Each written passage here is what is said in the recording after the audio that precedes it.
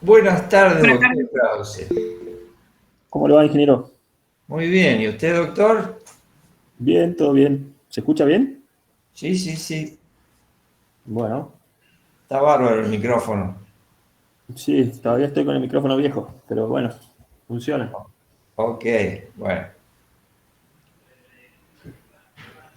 En teoría son 22 alumnos registrados, Sí, así es, me fijé hace un ratito. según tengo en el guaraní, y bueno, ahora somos 19, faltarán unas personas más, que tenemos que ser 24. Sí, hubo algunos alumnos que dijeron que no podían venir por Ah, sí, problemas de horario con el había trabajo, tres, sí que así habíamos. que probablemente ya seamos todos. Bueno, Claro, yo bueno. soy uno, profe, pero casualmente estoy de carpeta médica esta semana, así que Ah, bueno, voy a asistir hoy, pero bueno, Carranza, que era que había mandado el mail por los dos, está trabajando en este momento, así que Sí, una cosita, ahí el otro señor, creo que es Martinelli, dijo que se había anotado ahí en Secretaría de Asuntos Estudiantiles como el tema de alumno trabajador. sí, Dígale a la señorita también que haga lo mismo, que usted también hágalo. ¿Sí? ok, o sea, en secretaría avisamos. Sí, sí, sí. Hay toda una reglamentación que ustedes pueden consultar ahí en la página web Sí, de la facultad sobre lo que es el régimen del alumno trabajador. ¿Sí? perfecto. Bueno, de todas maneras, recuerden, por favor, digamos, los días de los parciales y los días de los coloquios, digamos, cuando ustedes tienen que presentar los trabajos, tienen que estar a las 14 horas. Sí, ¿Sí? sí, sí, eso sí. ¿Y presencial me puede ser que me dijo? Presencial no se está tomando asistencia en este momento, Ok. pero bueno, generalmente los alumnos graban las clases, entonces después pueden pasar. Hemos elaborado un pequeño apunte que lo vamos a ir actualizando y mejorando. Ese apunte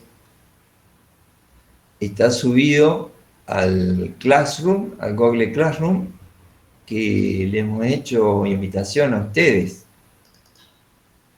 para que puedan acceder al mismo. En el Google Classroom es un lugar donde están, es como una clase, una aulita, bueno, creo que la hemos usado en otras asignaturas, en aeronáutica general sobre todo, en instrumentos, la gente que está la señorita Tato, vemos que estaba viendo que ha sido alumna de varias asignaturas el año pasado. Y bueno, ahí subimos el apunte. Si hay alguna modificación o alguna otra cosa que veamos, hasta ahora el apunte tiene 401 hojas. ¿Eh? Así que bueno, hemos tratado de hacer un trabajo lo más detallado posible. Ojo, no es solo ver lo que está en el apunte, sino también todo lo que se trata en las clases. Bueno, doctor Krause, ya somos 23. Si le parece, pasamos a describir cómo es el dictado de la asignatura. sí, adelante. Bueno, gracias. En el apunte, si ustedes quieren ir siguiendo, a ver, voy a ver si lo puedo compartir con ustedes. Un momentito. Movemos a nueva ventana. Control. Vamos a abrir está descrito en la primera parte cómo va a ser, o sea, bueno, cómo es el tema de la asignatura, seminario. Seminario es una asignatura que comenzamos, son 2 puntos que nosotros tenemos, o sea, no es una materia digamos, demasiado larga, pero no por ello deja de ser, digamos, bastante interesante. Abarca, esta materia surge como una interfase entre lo que es las materias básicas que uno tiene de grado y las materias ya de especialización, que son de la carrera, para que ustedes también vayan viendo qué van a hacer del proyecto integrador para obtener el título de ingeniero o ingeniera. Y también, bueno, se incorporó la parte de aeropuertos, que es un requerimiento que nos han pedido hace varios años atrás. Entonces, bueno, no sé si ustedes saben lo que son las competencias que se tiene como ingeniero aeronáutico hoy en día. Y, a ver. Ahí está, ahí lo podemos ver. Sería el apunte que hemos subido en el día de ayer. Y bueno, si hay algunas modificaciones lo vamos aclarando. Para saber cuál es la última versión, ahí está explicado. Dice versión 01A, según se vaya modificando, le vamos a ir avisando para que ustedes vayan viendo. Es bastante extenso por el tamaño, o sea, bueno, es decir, la gente que lo quiere imprimir, que lo haga. Básicamente tenemos 5 unidades y acá tenemos la parte general, que es lo que tenemos. Si me permite ahí, ingeniero, un comentario para los alumnos. Tengan en cuenta que el apunte va a cambiar bastante con respecto al del año pasado y años anteriores, porque hay algunos cambios en la parte de legislación que, bueno, hay que actualizar, así que les recomiendo que trabajen siempre sobre la última versión del apunte. De todas maneras, también le queremos aclarar que si encuentran errores o quieran hacer aportes, son siempre bienvenidos. ¿Sí? Bueno, acá está lo que es de la materia, 2 puntos, 3 horas semanales, empezamos a las 14, terminamos a las 17. ¿Sí? Los objetivos, está todo tomado de lo que es el programa básico de la asignatura. Y bueno, acá tenemos los docentes, somos 4, están nombres, apellidos, los correos electrónicos para que nos puedan consultar, los horarios de consulta.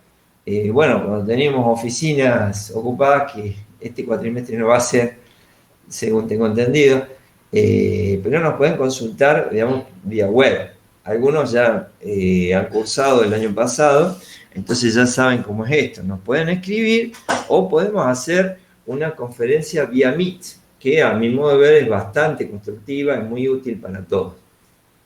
Bien, acá está el horario de clases y bueno, bibliografía, hay libros que se pueden consultar. Les quiero llamar la atención, digamos, no sé si ustedes sabían, hay una aplicación y también se puede usar desde el web que se llama Mi UNC.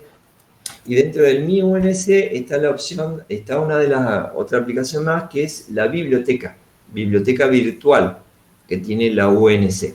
Esto se lo digo porque lo pueden usar en cualquier materia o cualquier tema que ustedes quieran. Entonces, ustedes tienen acceso a muchísimos libros de diversas temáticas. Vemos a una biblioteca electrónica. Y la modalidad de consulta es, se pueden leer directamente en pantalla o se pueden bajar los libros con préstamo. O sea, está todo pensadito para que uno ponga una aplicación, entonces, digamos, durante 10, 15 días, o no sé lo que corresponda, se le prestará el libro y luego lo pueden devolver. Está muy linda, muy útil, se la recomiendo. No sé si alguno la conocía a esta posibilidad. Porque alguna de la bibliografía que nosotros citamos por acá, yo la he tomado directamente de ahí. Y pueden buscar de diversos temas. He buscado de parte de ciencias humanas, ciencias médicas, y bueno, lo que nos corresponde a nosotros. Está todo en español, es la única cosa que encontré, no encontré material en otros idiomas. Bueno, siguiendo con esto, acá están los apuntes, hay varios libros que son requerimientos, y después tienen que hacer un trabajito final, que lo van a hacer en grupo. Le vamos a dar los temas, ustedes lo van a desarrollar. La presentación de este trabajo en formato PDF, ¿sí?, es el 18 de mayo. El 18 de mayo se cierra. Se presenta por Google Classroom, ¿sí? Nosotros le vamos a hacer la devolución para que vayan haciendo si es necesario, algunas modificaciones. Y la última versión es el 1 de junio de este año, ¿sí? Después, posterior a esto, no se acepta.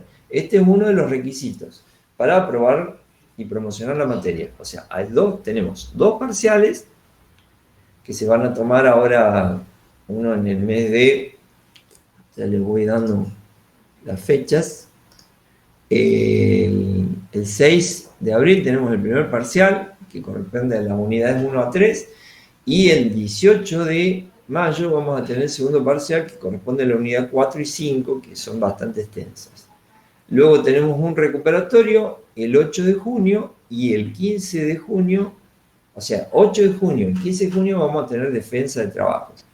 Siendo 22 personas, dividiendo por 3, nos daría 7 y algo. Vamos a tener que hacer 8 grupos. Va a haber un grupo, 2 grupitos, estimo de 2 personas, ¿sí? Para hacer la presentación. El formato de presentación es el habitual, que ustedes están, digamos, conocidos.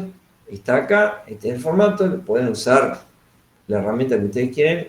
Está el formato látex, también disponible, que ya lo han usado en otras asignaturas. Ahí les voy a subir un zip en Google Classroom, donde ustedes pueden acceder a todo lo que es el formato tipo látex para utilizarlo. Y si no, lo pueden hacer en cualquier otro editor de texto que ustedes se sientan cómodos, ¿sí? Lo único que nosotros pedimos es que no se entreguen este trabajo el 18, como está acá, y luego se cierra todo el 1 de junio, pero en formato PDF, ¿sí? O sea, no lo manden en .doc, no lo manden en .text o cualquier otra cosa, no, tiene que ser .pdf, porque de esa manera nosotros podemos observarlo correctamente, ¿sí? Bien. Entonces, les dije, los 2 parciales, la presentación, esto lo van a presentar después en las fechas que les acabo de nombrar. En el 8 o el 15 de junio se les dará un turno, tendrán una cierta cantidad de tiempo, de minutos, por grupo, para presentarlo y defenderlo, ¿sí? Bueno, de las 3 evaluaciones, los 2 parciales, si corresponde al recuperatorio, de uno de los 2 parciales, y de la presentación y aprobación de este trabajo final, va a ser la nota para la promoción, ¿sí? Y si no, bueno, el tema de la regularidad. Si no se cumplen estos requisitos, se pasa a regularidad, ¿sí? Y si, bueno, si no se cumple nada, bueno, quedan libres, como ya están acostumbrados, digamos, en tantos años han visto. Bueno, en esta parte del apunte ustedes ven, acá tenemos hipervínculos que nos permiten navegar, y también hemos incorporado, hemos trabajado tratando de resaltar las cosas. Están las bibliografías que están disponibles por acá al fondo, ¿ven? Inclusive hay hipervínculos, porque uno, por ejemplo, toca en este hipervínculo que está por acá, y puede saltar para poder ver un poquito más de material sobre lo que se necesita. Hay mucho material que está disponible en la red, entonces durante el desarrollo del apunte hemos puesto hipervínculos para que ustedes puedan llegar a acceder. También hemos tratado de hacerlo lo más lindo posible, y bueno, hay apéndices, glosarios de palabras, y bueno, comentarios, así en general, o sea, para no perder el hilo de la ecuación. Bueno, entonces, durante estas semanas, ustedes van a tener clases con el doctor Krause, que les va a dar las primeras 3 unidades. Y a fin de mes, ya comienzo yo. El primer parcial se va a tomar el 6 de abril y va a corresponder a las unidades 1 a 3. Lo vamos a tomar en la modalidad online, habitual. Usualmente estamos utilizando los formularios tipo Google. ¿Hay alguna persona presente que nunca ha utilizado estos formularios para rendir el parcial? ¿Algún parcial o un examen?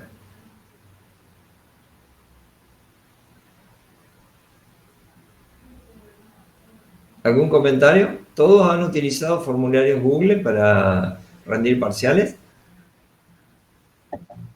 Sí, profe.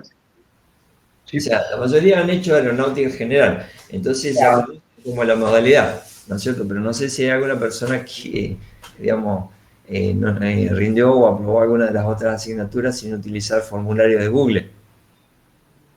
Sí. El LEP no lo utilizamos en esta asignatura, usamos los formularios tipo Google, ¿sí? De todas maneras, vamos a hacer una prueba previa. ¿No es así, doctor Krause? Sí, una pequeña prueba de funcionamiento, no es una Claro, evaluación. una pruebita tipo espejo, digamos, en las próximas clases para asegurarnos de que ustedes entiendan cómo es este tipo de evaluación.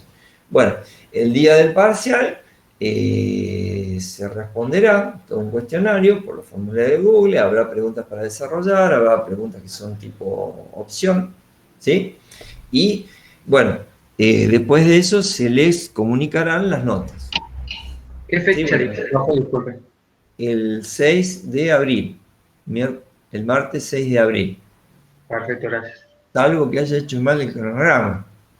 A ver, estamos en el 2021. Sí, martes 6 de abril sería. Y el segundo parcial es el martes 18 de abril. ¿Sí? El primer parcial entra en las 3 primeras unidades. De mayo, ingeniero. Perdón, mayo, cierto. Disculpa, si no estaría muy saturado. Bueno, entre las 3 primeras unidades. De todas maneras, se lo vamos a ir recordando en todas las clases. ¿Sí? A todo esto para que ustedes lo vayan teniendo en cuenta. Bueno, creo que alguna recomendación, algún comentario, doctor Krause. Simplemente lo que digo todos los años, presten, o les recomiendo, no lo tomen así tan imperativo, les recomiendo que presten atención en la confección de los trabajos, porque muchas veces los trabajos tienen cierta deficiencia y las buenas notas que obtuvieron los parciales después terminan reduciéndose el promedio porque el trabajo tiene algunas falencias. Entonces, siempre recordamos que estamos ya en un cuarto año de ingeniería, así que buscamos un trabajo con un perfil bien ingenieril. No es un trabajo de divulgación ni un artículo de una revista, sino que necesitamos que esté bien estructurado, bien documentado, bien referenciado, bien redactado y que la información que esté ahí adentro sea útil para un ingeniero. Entonces, bueno, esa es la recomendación. Y recuerden que siempre están abiertas las consultas. Entonces, si ustedes tienen dudas respecto a algo, no esperen al momento de la entrega o de la devolución, sino que está el canal abierto para hacer las consultas cuando ustedes las necesiten. Hemos puesto ahí horarios de consulta, pero bueno, de todas maneras se puede pactar un cierto horario dentro de lo factible. Cada uno de nosotros tiene diversos tipos de obligaciones. El doctor Krause tiene un año bastante complicado. Así es. No, bueno, digo, pero siempre con un correo electrónico se puede coordinar una reunión o simplemente responder una consulta puntual a través del correo. Digo, porque por allí se quedan con la duda y bueno, eso después llega hasta el trabajo, llega hasta el momento de la presentación y bueno, ya es tarde para volver atrás. Lamentablemente no podemos hacer las visitas que hacíamos todos los años porque visitábamos el aeropuerto Córdoba, podíamos acceder a los diversos lugares, la plataforma, la pista, la torre de control de vuelo, el centro de control de tráfico aéreo, ¿sí? Entonces, bueno, eso lamentablemente está suspendido. Veremos en el día de mañana si se habilita y de esa manera ustedes pueden encontrar esos lugares que no son tan habituales para el público común, pero bueno, solicitándolo a través de la universidad siempre nos han permitido acceder. ¿Sí? Así que bueno, eso es una pena para este año.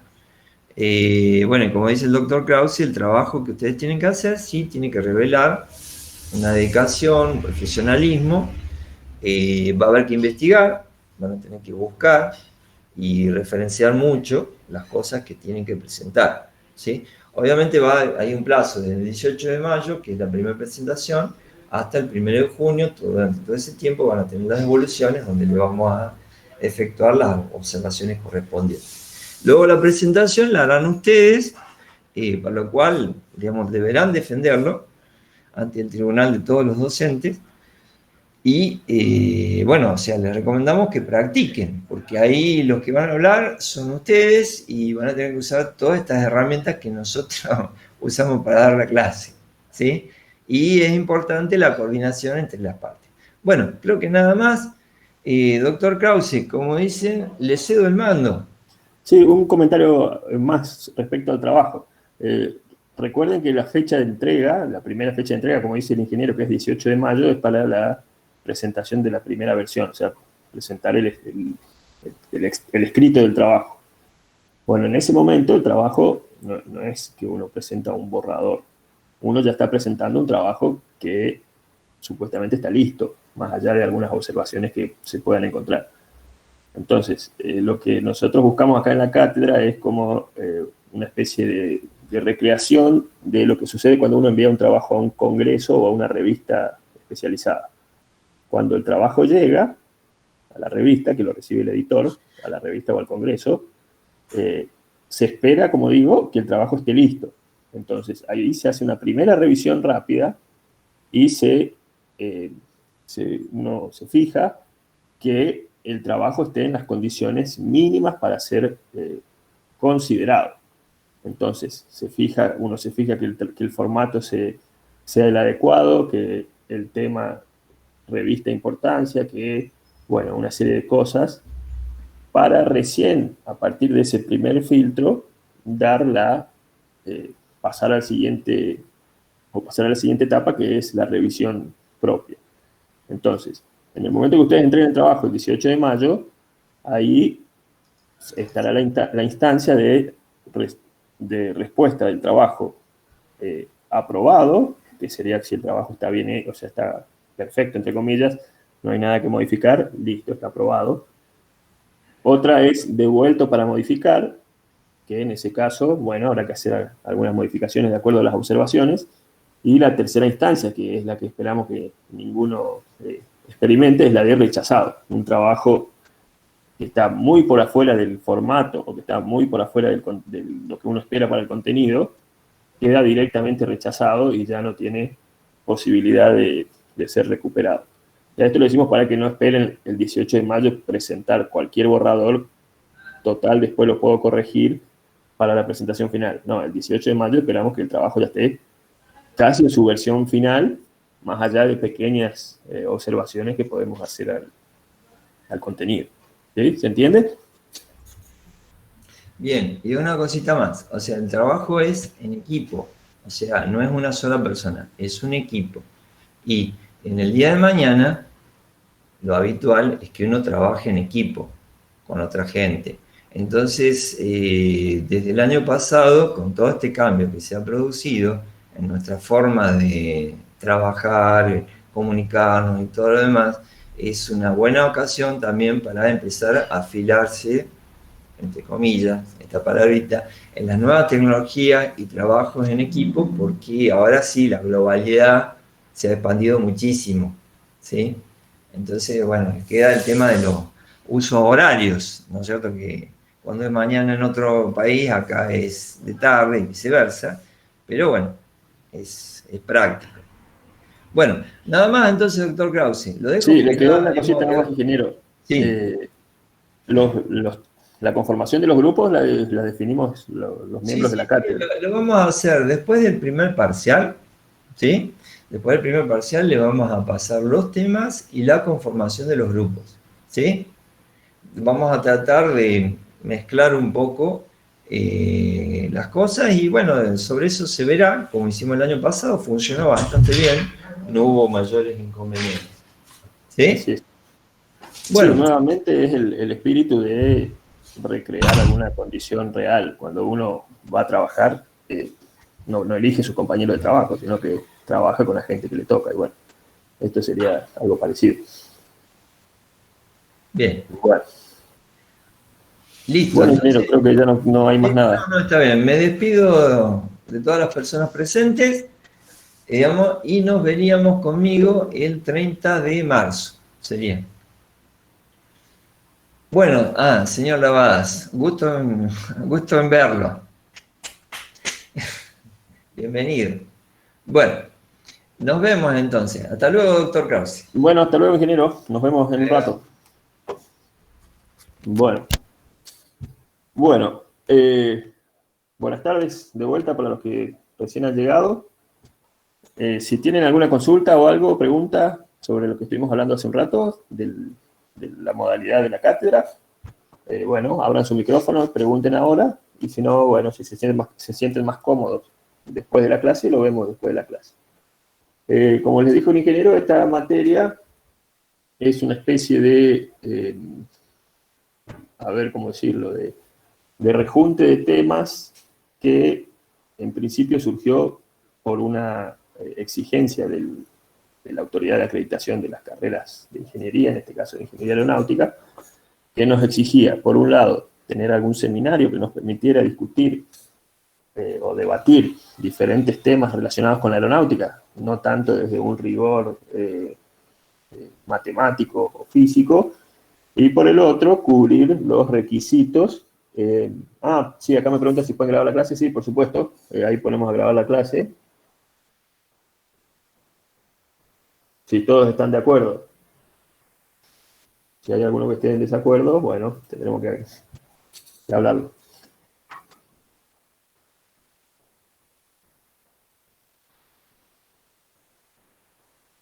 Ahí estoy esperando porque a mí todavía me está saliendo, está empezando a grabar, pero...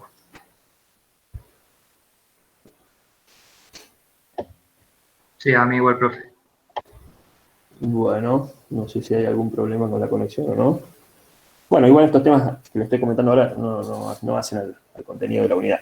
Les decía que la autoridad de acreditación, que es la CONIAU, exigía que las carreras de ingeniería aeronáutica tuvieran, por un lado, este espacio donde debatir o discutir temas relacionados con la aeronáutica fuera del contexto físico-matemático, y por el otro, cubrir la parte de aeropuertos, sobre todo lo que vamos a ver en la materia es la parte de planificación de aeropuertos, de planes maestros, y bueno, y sobre todo algunas normativas referidas a todo lo que es la parte de señalización, de definición de categorías, etc. Obviamente no nos vamos a hacer cargo de la parte de las terminales de los aeropuertos, más allá de algunos comentarios, porque eso es un problema más de arquitectura que de ingeniería aeronáutica. Pero bueno, más allá de esto, estos dos requerimientos fueron agrupados en esta materia por una cuestión también de que las cargas horarias están muy al límite en nuestra carrera, ya no tenemos donde poner más créditos dentro de los cuatrimestres, así que cada vez que aparece alguna exigencia de estas, hay que hacer alguna ingeniería para que todo pueda dictarse y todo quede dentro de lo exigido. Bueno, en la unidad 1, ahí yo les voy a compartir la pantalla con el apunte del que está realizando el ingeniero García. Vamos a ver a dónde me quedó eso.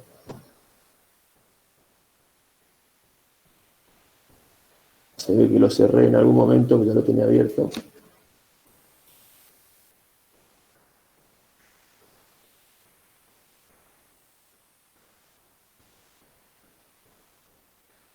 Bueno, ahora sí les comparto la pantalla.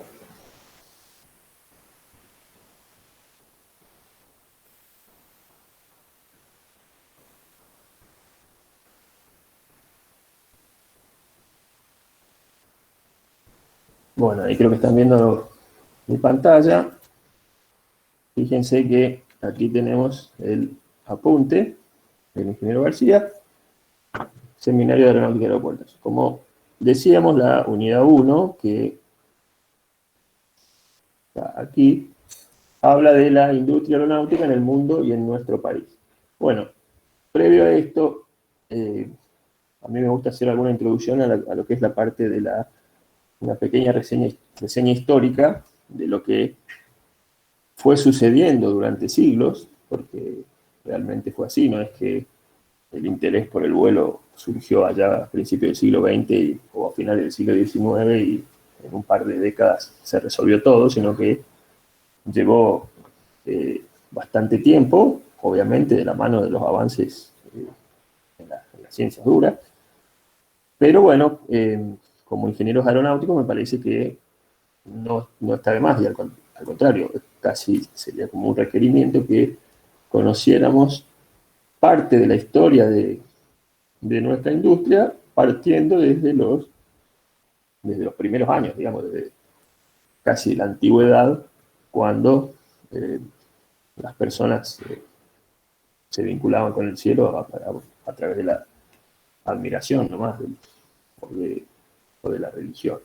Bueno, entonces, además de este primer capítulo que está aquí en el apunte, yo he preparado un pequeño texto que, bueno, lo incluí acá en el apunte de Aeronáutica General, que ustedes ya conocen, pero bueno, después se los voy a subir ahí a la sala de Classroom, donde hay un pequeño resumen de cómo fue sucediendo todo hasta que finalmente llegamos a la situación actual de la industria aeronáutica. Bueno, acá hay un pequeño comentario al inicio, que es más que nada una curiosidad, respecto a cómo fue evolucionando la aviación durante las últimas décadas del siglo XIX y las primeras décadas del siglo XX.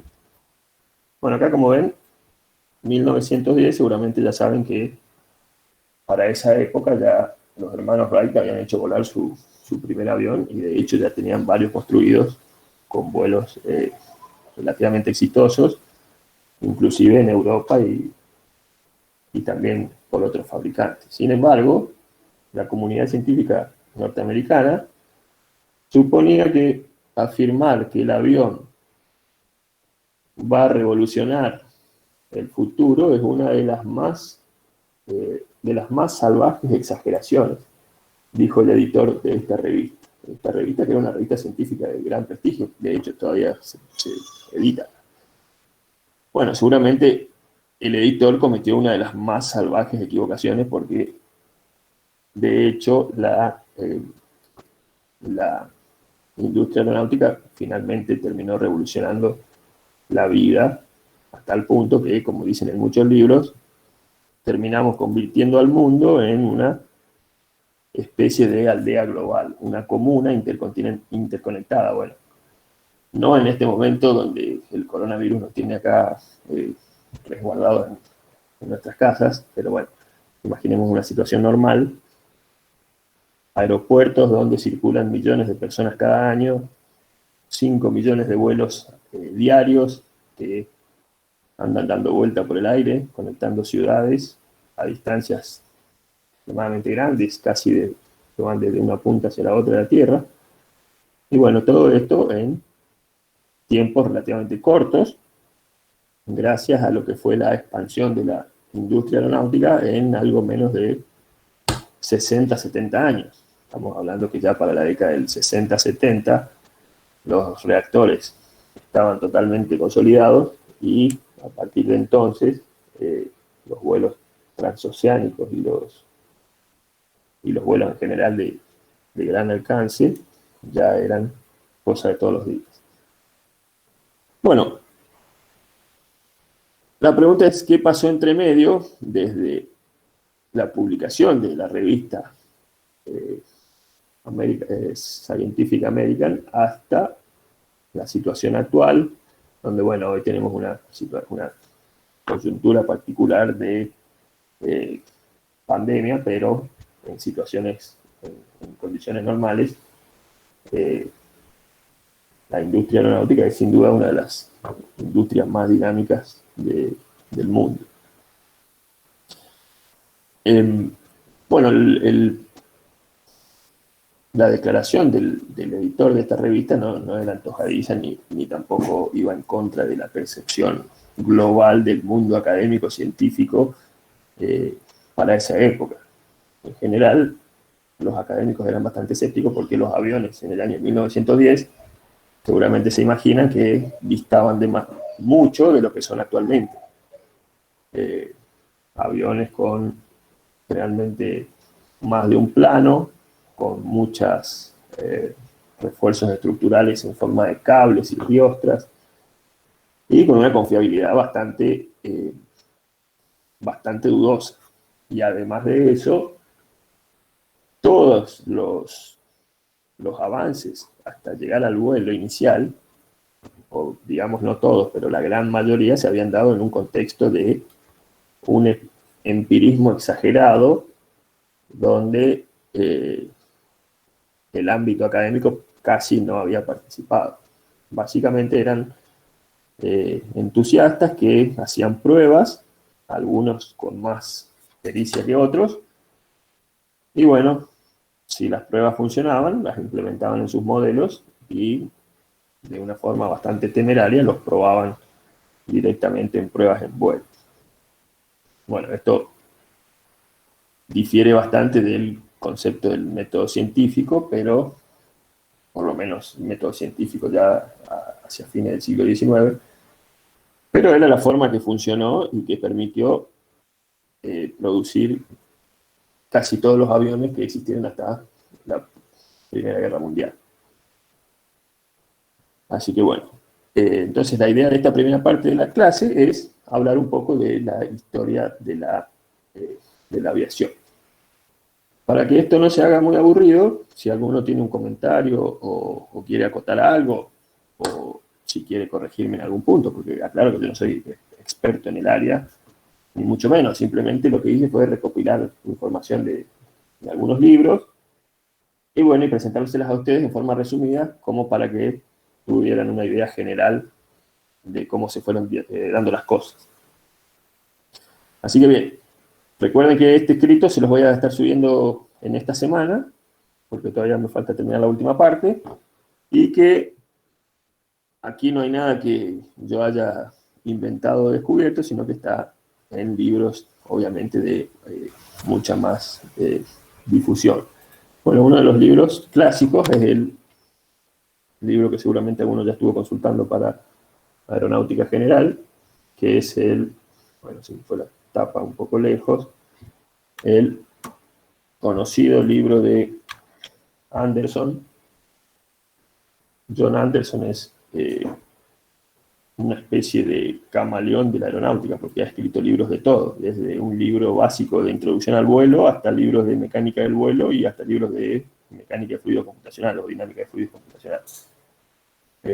También escribió escribió libros de flujo hipersónico, y bueno, realmente es una persona muy prolífica en esta área de divulgación. Y este libro, Introduction to Flight, es bastante didáctico y tiene muchos ejemplos históricos interesantes que permiten vincular la parte del concepto físico con la situación real del vuelo. Bueno, este libro comienza con el capítulo 1, que es justamente una reseña histórica de lo que fue la evolución de la aviación. Bueno, él lo titula en términos de los primeros ingenieros aeronáuticos, lo está escribiendo, pero básicamente se refiere a eso, a cómo fueron evolucionando las cosas. Bien. Bueno, obviamente este libro está en inglés, como la mayor o la gran mayoría de las publicaciones especializadas. Pero bueno, supongo que ya la mayoría no tiene problemas en leer estos textos técnicos, y si no, está el apunte que yo les escribí. Bueno, acá el libro empieza citando el vuelo histórico de los hermanos Wright. Allá por diciembre de 1903, a bordo del Flyer One, Orville Wright prueba el avión después de que su hermano, unos días antes, había hecho su intento, pero había fracasado, y bueno, el pequeño incidente llevó a tener que reparar la aeronave, y después de un par de días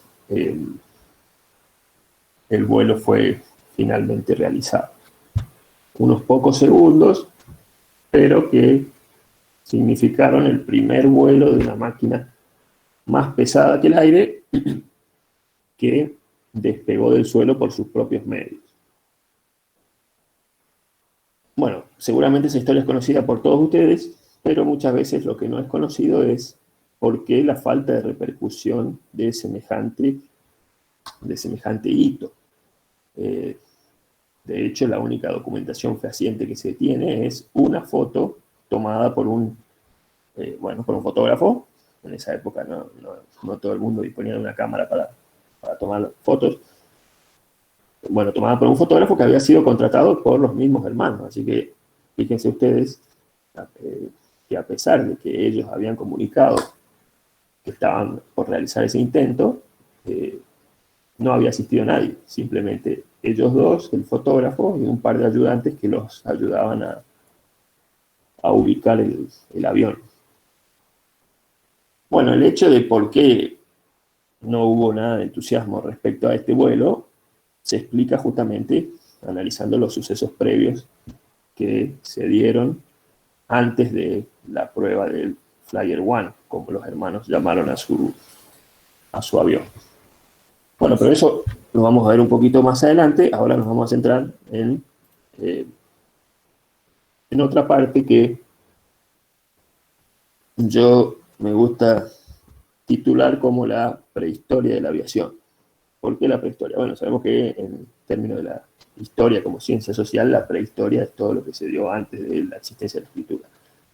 Bueno, podemos pensar que la prehistoria de la aviación se da en todo lo que tiene que ver con máquinas de vuelo previas a la invención del avión, que fue efectivamente la máquina más pesada que el aire que terminó volando exitosamente. Bueno, y la prehistoria de la aviación obviamente está marcada por lo que sucedió en la antigüedad y por lo que sucedió básicamente en la mitología y en la religión, que siempre se ocuparon de los temas referidos al cielo. Bueno, acá hay unos pequeños ejemplos. Por ejemplo, la famosa historia de Dédalo y su hijo Ícaro, que bueno, para escaparse de la isla de Creta del rey Milos, Dédalo construyó las alas que luego adhirió con cera y su hijo, al no hacerle caso de no volar tan cerca del sol, sus alas se derritieron y bueno, Ícaro terminó muriendo en la caída. Bueno, este es uno de los tantos mitos relacionados con el sueño de volar. Sin embargo, obviamente que no es el único. Ya en el lejano oriente también existen muchas historias de inclusive animales mitológicos como los dragones, capaces de volar y de llevar en vuelo a las personas. También hay alguna mención a la filosofía griega, cómo se vinculó con el sueño de alcanzar el cielo, tanto Sócrates como Platón, y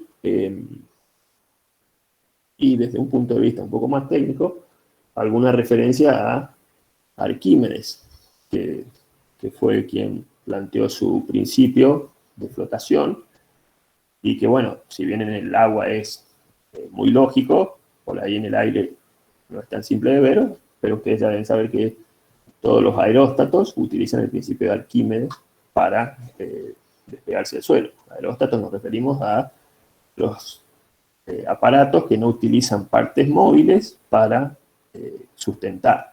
Por ejemplo, los globos aerostáticos y los dirigibles, básicamente. Utilizan algún gas o algún elemento que les permite ser más livianos que el aire y de esa forma alcanzar la flotación. Bueno, estos ejemplos más que nada ponen en evidencia que el tema de la aviación no fue una inquietud propia de la modernidad, sino que existió desde siempre. Sí, es lógico, pensando que el ser humano siempre se interesó en la observación de la naturaleza, seguramente que observar a las aves brindaba cierta envidia, por decirlo de alguna forma, al observar la libertad y la facilidad de desplazamiento que tenían esos animales.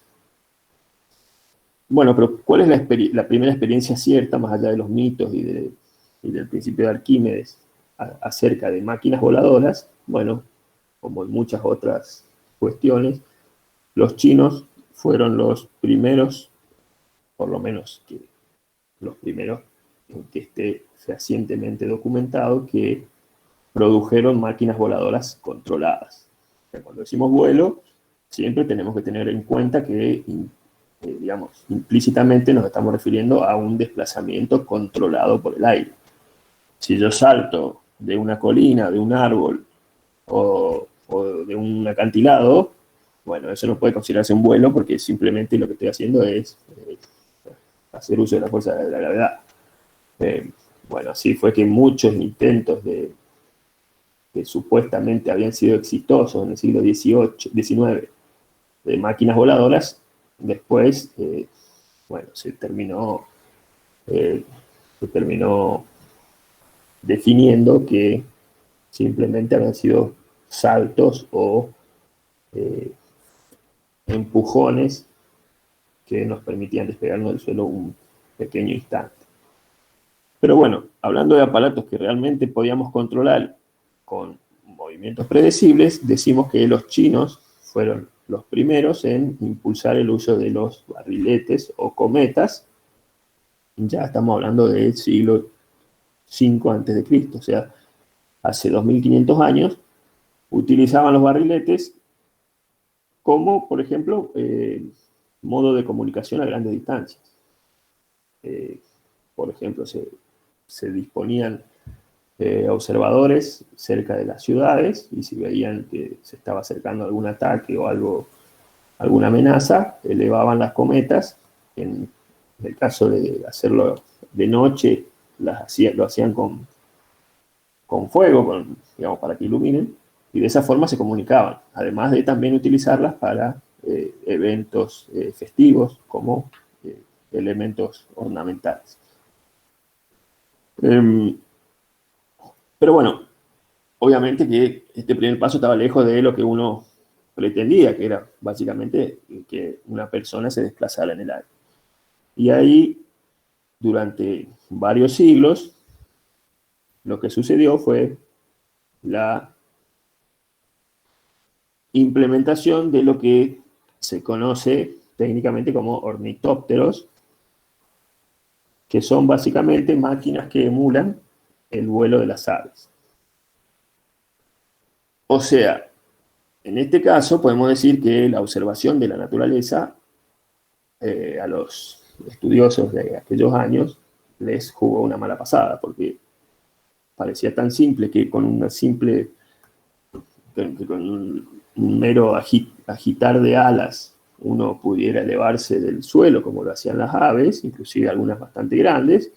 Entonces el intento del vuelo se enfocó en imitar ese movimiento, en construir pequeños aparatos que imitaban ese comportamiento y de esa forma se buscaba elevarse del suelo y desplazarse en un vuelo controlado.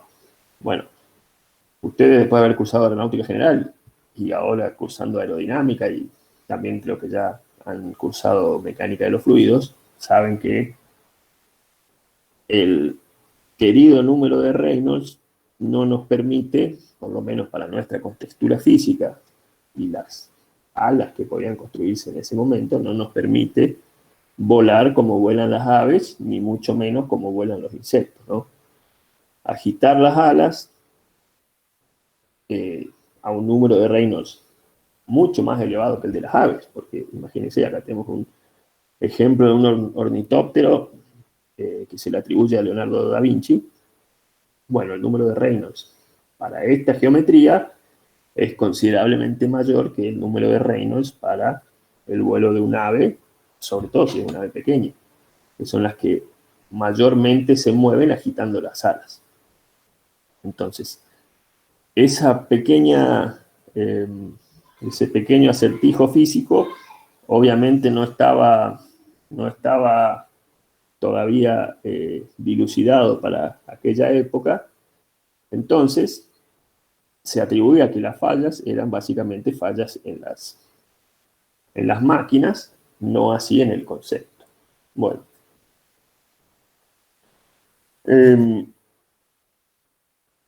a lo largo del de la Edad Media se documentaron varios intentos de personas que quisieron poner a prueba sus ornitópteros, algunos con cierto criterio, otros simplemente con mucho de inconsciencia, por decirlo de alguna forma. Y bueno, y muchos de estos intentos naturalmente terminaron en tragedia.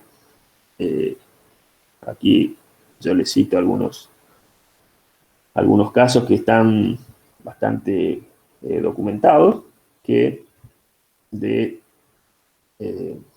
personas que intentaron volar, por ejemplo, saltando saltando de alguna torre, y las torres que existían en esa época generalmente eran iglesias o abadías, o sea que saltando de algún campanario con algún tipo de adminículo que los hacía parecer a un ave, intentaban, agitando fuertemente los brazos, mantenerse en el aire, pero bueno, evidentemente la gravedad tenía otros planes para ellos, así que aquí hay un ejemplo de, bueno, dice que no está recientemente demostrado, pero bueno, hay un poema que lo cita y por eso es que se termina asumiendo como válido. Fíjense, en el siglo IX, perdón, en el siglo XI, o sea, en los años eh, eh, en los años de 1100, perdón, en los años 1000, este, creo que era un abad, intentó probar su ornitóptero, dice con cierto criterio. Entonces, bueno, decidió saltar de una torre en Córdoba, España, obviamente, Córdoba, Argentina, todavía no era lo que es, y se había cubierto el cuerpo de plumas y se había fijado un par de alas a sus brazos. Bueno, la caída fue trágica, Finas murió y su martirio, entre comillas, quedó inmortalizado en un poema que decía que si bien superó en velocidad el vuelo del avestruz, olvidó armar su cuerpo con la fuerza del buitre. Bueno, eso le costó la vida.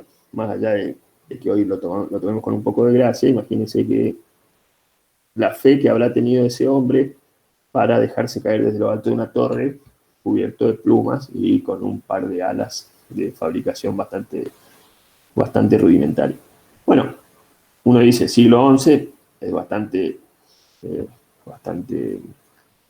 antiguo, pero bueno, hay otros saltos con ornitópteros que son bastante más reticentes. Fíjense, año 1874, todavía había personas, año 1874, cuando ya se habían postulado las ecuaciones del flujo, como para que se den una idea de los avances que se habían alcanzado.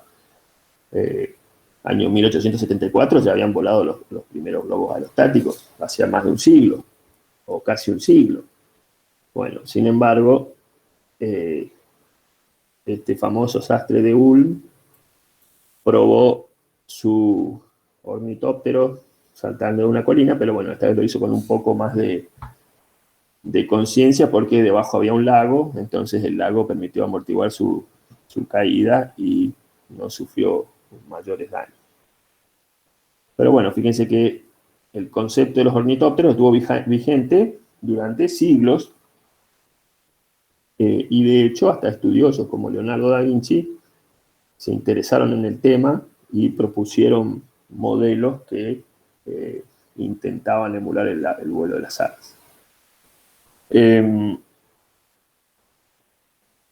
Bueno, evidentemente no hubo ningún vuelo basado en el concepto del ornitóptero que hubiera sido exitoso, y lo más trágico, si uno lo pone, o lo más preocupante, por decirlo así, fue que no hubo ningún avance en materia conceptual. O sea, esta idea de prueba y error no llevaba a otra cosa más que seguir intentando con lo mismo sin postular ideas nuevas. Bueno, sin embargo, en el siglo XVIII se encontraron documentos de Leonardo da Vinci donde había postulado algunas ideas interesantes, bastante vigentes, que, bueno, Leonardo da Vinci trabajaba allá por el siglo XV, o sea que 300 años después se encontraron muchos de sus escritos donde él ya había identificado digamos, el comportamiento del ornitóptero, la presencia de las acciones aerodinámicas, y bueno, se había dado cuenta que bajo las condiciones de funcionamiento del tamaño de una persona, era difícil que se pudiera lograr una fuerza de sustentación que permitiera levantar a una persona de 70, 80 kilos del suelo. Bueno, eso en cuanto a lo que yo había llamado prehistoria de la aviación. Lo podemos definir como una época, en términos aerodinámicos, bastante oscura, donde simplemente se apelaba al sentido común, que en este caso estaba equivocado, porque seguir el ejemplo de las aves no era la forma adecuada. Y bueno, en una metodología de trabajo basada en la prueba y el error, no se alcanzó ningún tipo de éxito en las pruebas. Bueno, el primer vuelo iba a llegar de la mano de los aeróstatos. Los aeróstatos, una máquina mucho más predecible, mucho más simple, que ya había sido planteada también en épocas bastante antiguas como una posibilidad, pero no en el caso, todavía no se había expresado la posibilidad de utilizar el aire caliente como gas para generar la flotación de los cuerpos. Simplemente lo que se había planteado hacía unos 200 años antes del primer vuelo, fue que si uno conseguía un elemento lo suficientemente rígido al que le pudiera practicar vacío, bueno, ese elemento iba a terminar pesando menos que el aire y se iba a terminar flotando. Bueno, obviamente que eso es inviable, pero unos fabricantes de telas en Francia idearon el globo aerostático de sangre, escúchenme, de aire caliente. Hoy nos parece algo bastante lógico, pero bueno, en aquella época evidentemente fue algo totalmente revolucionario. Este es un afiche, una foto del afiche original, con el cual se publicitaba el vuelo del globo de los hermanos Montgolfier, que eran los franceses que lo construyeron allá en el año 1783, o sea, el primer vuelo se realizó en el año 1783. Bueno, hay cierta controversia acerca de quién es el verdadero inventor del globo aerostático. Algunos se lo acreditan a un religioso español que a principios del siglo XVIII había planteado la posibilidad de utilizar aire caliente para elevar un globo, pero la leyenda cuenta que uno de los hermanos Montgolfier fue quien se inspiró en el movimiento que había visto que sucedía en la ropa cuando se la dejaba secando al fuego. O sea, no al fuego para que se quemara, sino cuando se colocaba fuego debajo de la ropa para que se secara, él veía ese movimiento ascendente que se generaba en la ropa debido al calentamiento del aire que estaba por encima del fuego, que tendía a elevarse. Bueno, así fue que hizo varias pruebas, primero con globos pequeños, hasta que finalmente terminó construyendo un globo a escala tal que permitía el ascenso de un par de tripulantes. Bueno, acá nuevamente entran en juego los chinos, porque también está documentado que ya los chinos para el siglo II, 1, 2 antes de Cristo, ya utilizaban globos de aire caliente, pero de papel en este caso, también para comunicarse o para producir algún tipo de espanto en sus enemigos. Cuando venían grandes ejércitos a atacarlos, largaban una gran cantidad de globos que iluminaban el cielo de noche, y bueno, eso seguramente en aquella época se pensaba cualquier cosa, y de esa forma lograban espantar a algunos enemigos. Pero en este caso los chinos lo utilizaron con ese propósito, o algún objetivo también de ornamentación, mientras que los franceses Montgolfier ya lo plantearon como una posibilidad de transportar a las personas. Bueno, una vez que estuvo construido el globo,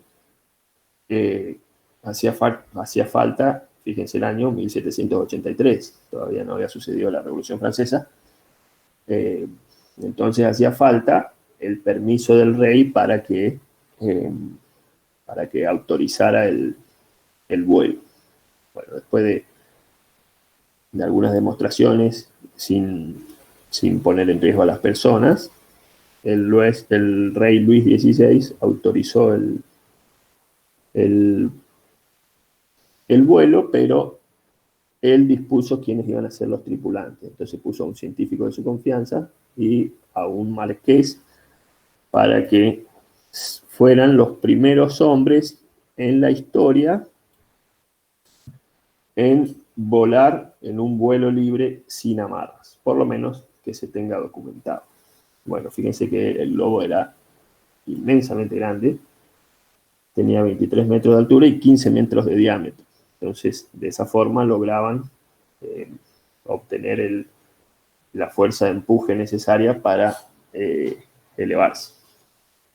Y bueno, y el primer lanzamiento fue todo un éxito. Voló más de 25 minutos y alcanzó una altitud o una altura, para hablar con propiedad, de unos 900 metros. ¿Sí? Así que cuando a ustedes como ingenieros aeronáuticos le pregunten cuál fue el primer vuelo controlado de la historia, ahí probablemente podemos decir que sea el de un aeróstato producido por los hermanos Montgolfier en Francia en el año 1783. Pero bueno, el invento, si bien fue revolucionario en ese momento, duró poco, porque paralelamente al desarrollo de los hermanos, lo que sería la Asociación Académica de Francia, digamos, la Academia Nacional, digamos, la Academia Nacional de Ciencias de Francia o de París, habían puesto o habían, ¿cómo se dice? Habían licitado un proyecto para generar un aeróstato que no utilizara aire caliente, porque imagínense que en esa época los quemadores de propano no existían, entonces el fuego ahí abajo había que hacerlo básicamente con leña, con brasas, era bastante peligroso. Entonces, la Academia Nacional de Ciencias de Francia, que tenía conocimiento, obviamente, del descubrimiento del hidrógeno unos años antes, bueno, Henry Cavendish en Inglaterra descubrió el hidrógeno y descubrió el método para separar. Entonces, se sabía que el hidrógeno era un gas mucho más liviano que el aire, y el proyecto de la Academia Nacional de Ciencias Francesa tenía previsto producir un globo hermético y lleno de hidrógeno. Entonces, convocó a un científico muy reconocido en ese momento, y que seguramente ustedes también lo conocen, que era Jacques Charles, o sea, el de la ley de los gases, y a dos hermanos también que habían patentado un proceso de engomado de la seda, o sea, un proceso de impermeabilización de las telas. Entonces, con Charles y los hermanos Robert, aquí a cargo de ese proyecto, construyeron un globo de hidrógeno de 380 metros cúbicos que voló por primera vez unos pocos días después del vuelo de los hermanos Montgolfier. Bueno, el vuelo también fue un éxito. Creo que por acá dice que partió del Jardín de las Tullerías, ahí en Francia, o sea, en París. O sea, digamos que en la zona donde está el Museo del Louvre. Y desde ahí viajó casi hasta, bueno, al norte de la ciudad, 36 kilómetros. Un vuelo que duró más de 2 horas. Así que fue un vuelo muy exitoso y además alcanzando una altitud o una altura de 3.000 metros. Así fue que los globos de hidrógeno se impusieron frente a los globos de aire caliente, que básicamente duraron muy poquito, y de esa forma comenzó, en cierta medida, la era de los aeróstatos o la era de los dirigibles, que fueron los que marcaron el ritmo de la aviación, por lo menos la aviación práctica, o sea, la aviación que efectivamente tenía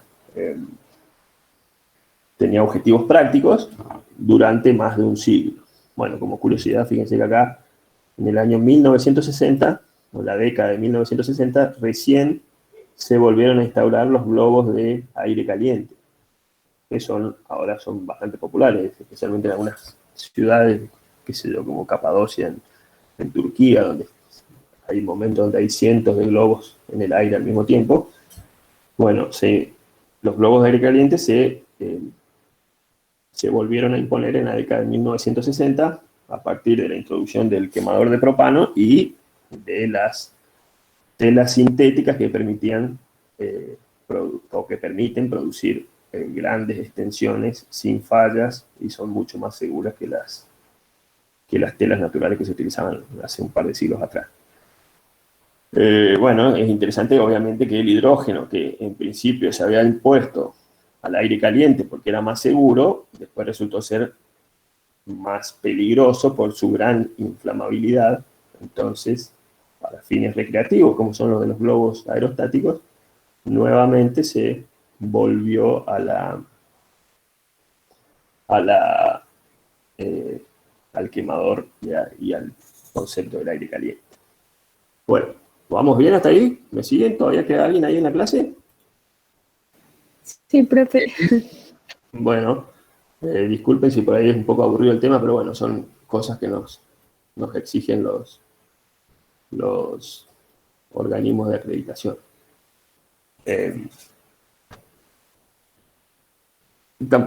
Imagínense que tampoco tengo videos de hace 2 siglos atrás de cuando los primeros globos estaban en el aire, así que van a tener que aguantarse un poquito mis relatos. Bueno, acá lo que viene después es simplemente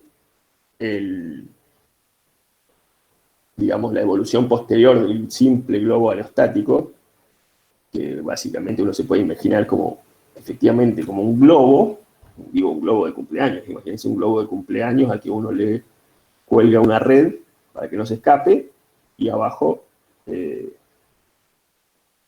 pone una canasta para que se suba la gente. Entonces, la diferencia era que el globo tenía una válvula por donde uno extraía hidrógeno para disminuir la fuerza de flotación y tenía unas bolsas de arena que uno llevaba en la canasta para ir aligerando el peso. Entonces, si uno quería ir más arriba, iba soltando bolsas de arena, siempre con el criterio de tener en cuenta que en algún momento la arena se acababa, ¿no? Y de la misma forma, cuando iba desinflando el globo, una vez que se desinflaba demasiado, ya no había forma de hacerlo subir de vuelta, por lo menos hasta no llevarlo a inflar de vuelta. Bueno, hay una pequeña leyenda también de cuando sucedió el primer vuelo del globo de hidrógeno, que cuenta que Charles tuvo la idea de volver a subir una vez que completaron el primer viaje de 36 kilómetros, pero esta vez quiso subir en soledad. Entonces, le pidió a su compañero que se bajara, que era uno de los hermanos Robert, y se soltó las amarras sin tener la precaución de que el peso en ese momento era la mitad de lo que había sido en el momento anterior. Así que una vez que soltaron las amarras, el globo subió rápidamente hasta los 3.000 metros, bueno, produciéndole algunos problemas de salud a Charles, que nunca más quiso subirse a un globo, más allá de que lo siguió construyendo, pero nunca más quiso subirse a un globo. Bueno, después hay algunos hitos, una vez que ya se pudo dominar la técnica del vuelo con globo, que por ejemplo el cruce del Canal de la Mancha, bueno, y algunas otras cosas más. Bueno, y acá adelantando un poquito lo que vamos a ver en la clase que viene es hablar de estos elementos que están acá, que son los dirigibles. Seguramente todos los conocen, estos son dirigibles construidos por los alemanes allá entre los últimos años del siglo XIX y los primeros años del siglo XX.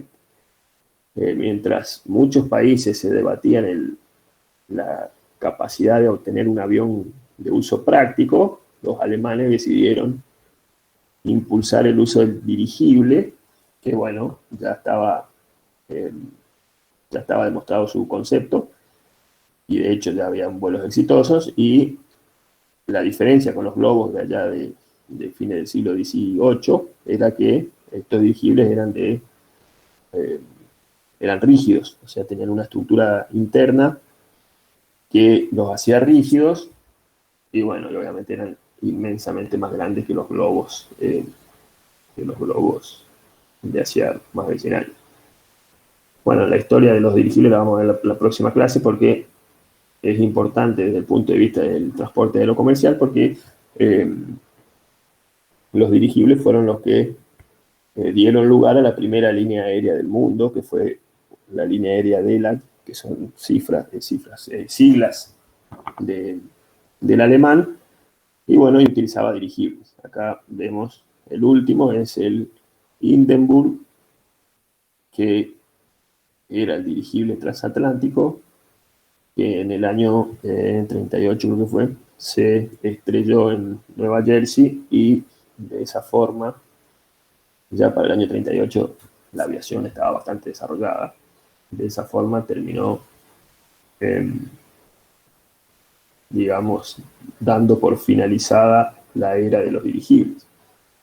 Para principios de la década del 30, los dirigibles ya habían transportado más de 1 millón de personas en vuelos regulares, o sea que sin registrar incidentes. Bueno, obviamente tenían un montón de dificultades para su operación.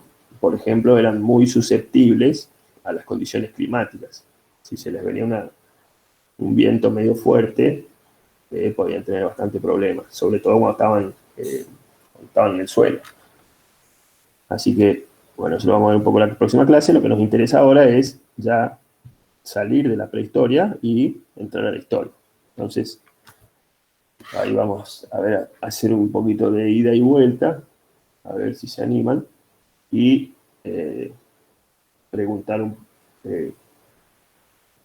cuál piensan, o si hay alguno que se anima, a decirme cuál fue el hito que dio fin a esta era que llamamos la prehistoria de la aviación, y para dar origen a lo que es la aviación moderna como la conocemos hoy. ¿Cuál fue el hito fundamental?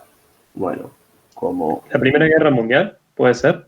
No, no es la Primera Guerra Mundial, es bastante anterior al siglo XX.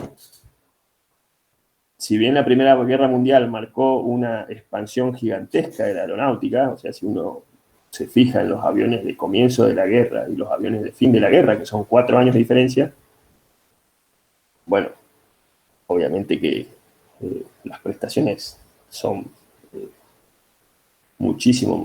crecieron muchísimo durante esos pocos años, pero hay un hito que marcó el comienzo de la aviación moderna, y fue básicamente la invención del avión, o sea, la invención del avión como vehículo, como aparato volador. Por un lado teníamos, recuerdan, los ornitópteros. ¿Cuál es su concepto? Es básicamente emular el movimiento de las aves, la forma de desplazamiento de las aves. Bueno, algo que hoy damos por sentado, que es el avión, llevó siglos que algún estudioso se diera cuenta que este tipo de mecanismo era inviable para el vuelo de las personas y propuso un avión, que en ese momento obviamente no lo llamó de esa forma, pero ¿cuál es la característica fundamental del avión? Del avión o el aerodino, como se define, digamos, de forma general a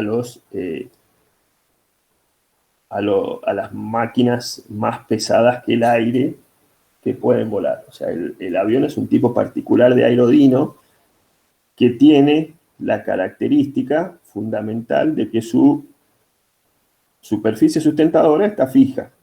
O sea, el ala de un avión, digamos, en una determinada configuración, permanece fija. Y la sustentación se produce por el movimiento relativo entre el aire y esa superficie que permanece fija. O sea, el avión, como lo conocemos, tiene la característica de que el mecanismo propulsivo, o sea, el mecanismo que lo hace avanzar, es diferente del mecanismo o del elemento que produce la sustentación. En los pájaros, el elemento que produce la sustentación es el mismo elemento que produce la propulsión. O sea, los pájaros agitan las alas tanto para despegar como para desplazarse hacia adelante, ¿sí? Bueno, en el avión, el ala permanece fija. Y el movimiento hacia adelante, ¿quién lo produce? El sistema propulsivo, ya sea una hélice, ya sea un reactor, o ya sea un planeador que utiliza la fuerza de gravedad. Pero el ala permanece fija. Y bueno, y ese invento tan revolucionario se lo debemos a un inglés en el año, fíjense que acá está, 1799. O sea, más de 100 años antes de la Primera Guerra Mundial. Bueno, este inglés que se llamaba George Cayley, o Cayley, como no tengo muy claro cómo se pronuncia, pero fíjense que acá tenemos una foto, no es él, es él. Este inglés era un ingeniero muy ingenioso, lo cual no es una redundancia, al que se le atribuyen muchos inventos, además del avión. Entre ellos, por ejemplo, la máquina retroexcavadora, las orugas, o sea, el sistema de movimiento por orugas, como tienen algunas máquinas o los tanques de guerra, la rueda con rayos, o sea, la rueda de bicicleta con rayos que no son, digamos, que no soportan fuerzas de compresión. También se le atribuye a Cayley y se le atribuye también la invención del avión, del aeroplano. Bueno, este hombre que obtuvo el título de Sir a partir de su innovación es el responsable de que hoy, o podemos decir que por lo menos las cosas se hubieran dado de esta forma, de que el vuelo de las máquinas más pesadas que el aire terminara siendo exitoso. Entonces, bueno, volviendo acá al apunte, esto es una impresión en un disco de plata que se usaba en esa época para, digamos, escribir o hacer grabados de forma permanente. Entonces, en este disco, de un lado, Cayley propuso su invento. Bueno, no sé si se llega a entender algo, pero básicamente eso que ven atrás son como paletas. Si bien Cayley tuvo la lucidez de decir que la fuerza propulsiva se separara de la fuerza del mecanismo de generación de sustentación, todavía estaba influenciado por la naturaleza, y el mecanismo de propulsión que ideó fue básicamente agitar unas paletas, como si fueran alas. Pero el ala que producía la sustentación permanecía fija. Y acá a la derecha, lo que él está dibujando es bueno, no sé si será así, pero eso es lo que dicen los libros por lo menos. Él está dibujando las fuerzas aerodinámicas presentes en un perfil alar. Para él, un perfil alar era simplemente una placa plana, inclinada al viento. Pero, bueno, acá lo dibujé mal, porque estoy dibujando el viento que viene del otro lado. O sea, viene el viento de aquí, y acá está dibujando la fuerza de sustentación y la fuerza de resistencia. ¿Sí? Entonces, él fue capaz de separar las acciones aerodinámicas de sustentación y resistencia, y además darse cuenta que una placa inclinada fija, siempre que reciba una corriente de aire, va a producir algún tipo de sustentación. Bueno, eso es básicamente lo que dice acá, y están resumidas, digamos, las principales fechas. El año en que él publica su invento es el 1799. Sin embargo, no es en esa época que desarrolla su idea, sino es unos años más adelante, ya cerca de la década de 1830, 1840, donde fabrica un par de prototipos, sobre todo muchos prototipos a escala, o sea, muchos aeromodelos, y con eso va probando su concepto.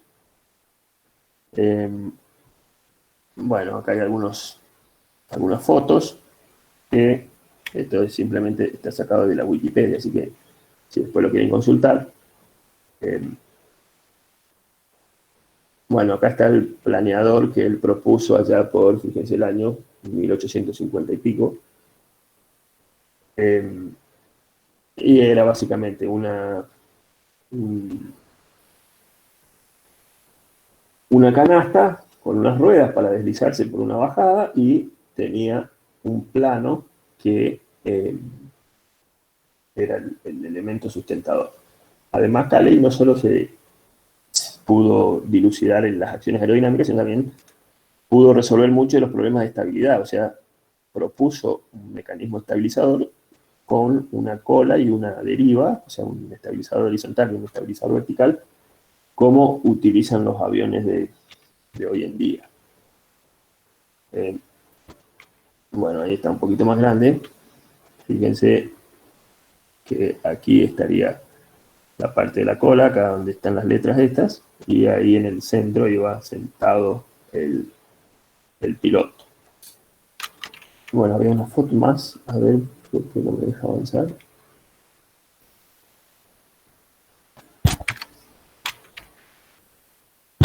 Bueno, hay una foto ahí está, una foto del aparato, en realidad es una réplica, no es el original, del que, digamos, en la escala real que se había fabricado. Bueno, ahí en los libros de historia de la aviación hay un libro que es de mediados del siglo XIX, y que logra una entrevista con la nieta de Cayley, la nieta o la bisnieta, bueno, no recuerdo, una persona que en ese momento tenía 6 o 7 años, y asegura haber visto cómo el aparato diseñado por su abuelo había volado en una propiedad de la familia, y estaba siendo comandado por un empleado de la finca. Bueno, esto nunca pudo ser documentado más allá del testimonio de la persona, pero bueno, se cree que puede haber una buena posibilidad de que efectivamente haya realizado algunos vuelos planeados. Bueno, ahí está la página de Wikipedia que les decía. Bueno, hacemos 10 minutos más y hacemos un descanso. Bueno, después de Cayley y sus publicaciones, aquí está la publicación central de su trabajo, que en realidad fueron una serie de publicaciones entre el año 1809 y 1810. Después la ejecución de la idea empezó a partir de la década de 1840 y bueno, y se extendió hasta un poquito más allá de 1850 cuando, bueno, muere el Cayley. Pero bueno, esta idea permaneció un poco oculta, o sea, no tuvo gran divulgación, sino hasta mediados del siglo XIX, y bueno, y a partir de ahí surgieron otros inventos. Bueno, acá es básicamente en el libro de Anderson está lo que estuvimos hablando recién. Aquí está uno de los aeromodelos de Cayley. Uno de sus aeromodelos tenía, por ejemplo, la cuerda de goma, que si alguno hizo alguna vez alguna maqueta que venía con avioncitos a cuerda de goma, sabe de lo que estamos hablando. Y este era su planeador a escala, o sea, uno lo lanzaba a mano y en esta región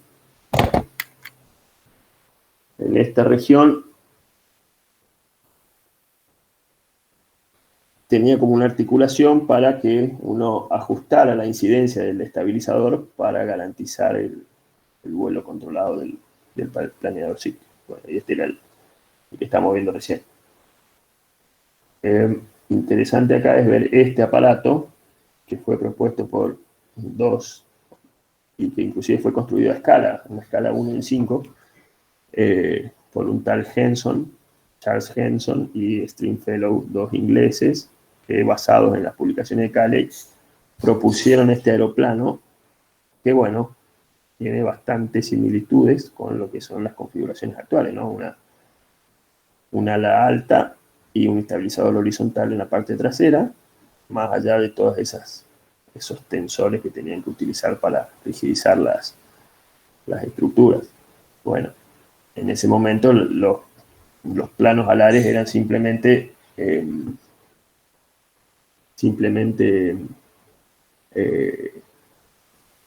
no tenían espesor, digamos, era una simple placa o una simple tela con una estructura, pero no tenían el espesor, no eran como perfiles aerodinámicos. Tuvo que pasar bastante tiempo para que los investigadores se dieran cuenta que los perfiles de mayor espesor eran más eficientes a esos números de Reynolds. Bueno, y para terminar, antes del recreo,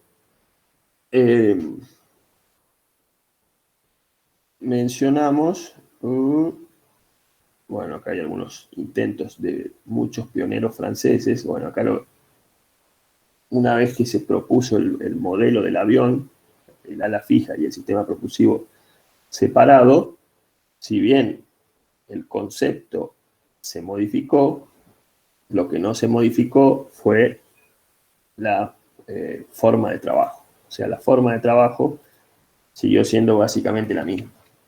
Prueba y error. Proponer un modelo, una disposición, una geometría, introducirle una planta propulsiva y hacer una prueba. Y así se trabajó durante 50, 60, 70 años, obviamente sin éxito, por dos motivos. Primero, porque los perfiles aerodinámicos que se estaban utilizando eran muy poco eficientes. La placa plana propuesta por Cayley era extremadamente poco eficiente, y a pesar de que los investigadores posteriores propusieron placas combadas, que son un poco más eficientes que la placa plana, sin embargo, siguen siendo muy poco eficientes. Y el otro problema era obviamente el sistema propulsivo. Imagínense que allá por el siglo XIX, mediados del siglo XIX, el único mecanismo de propulsión que se conocía eran las máquinas de vapor y algunos incipientes motores eléctricos que pesaban muchísimo, o sea, su relación peso-potencia era extremadamente grande. Entonces,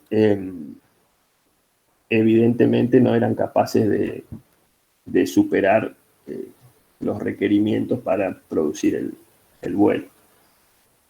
Así es que no hubo forma de que las máquinas basadas en esta metodología de trabajo pudieran despegar. Más allá de que algunos, no recuerdo el nombre ahora, debe estar escrito por acá, aquí, Temple,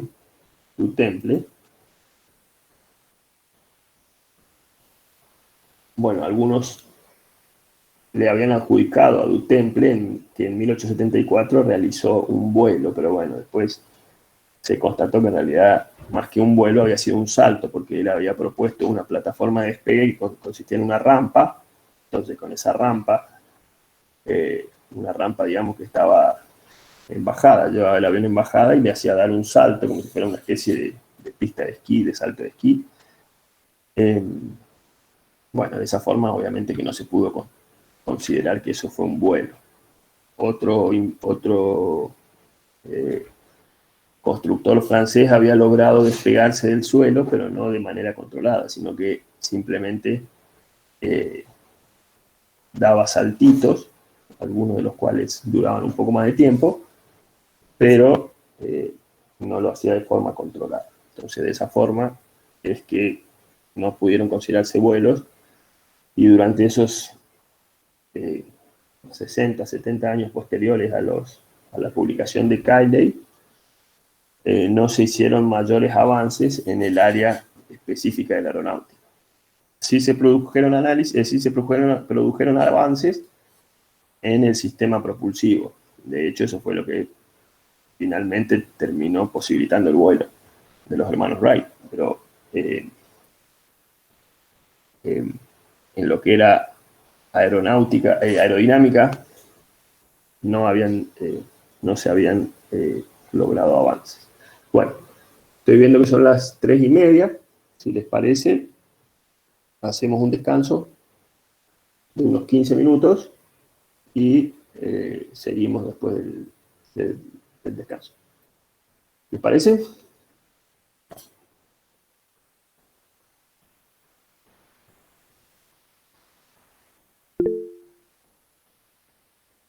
Bueno, acá recién estoy viendo las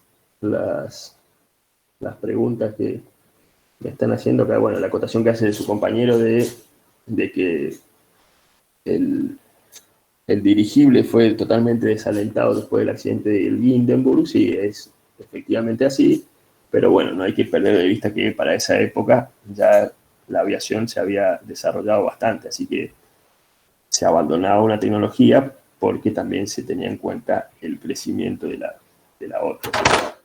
Bueno, entonces, si les parece, a las 15:45 nos volvemos a conectar.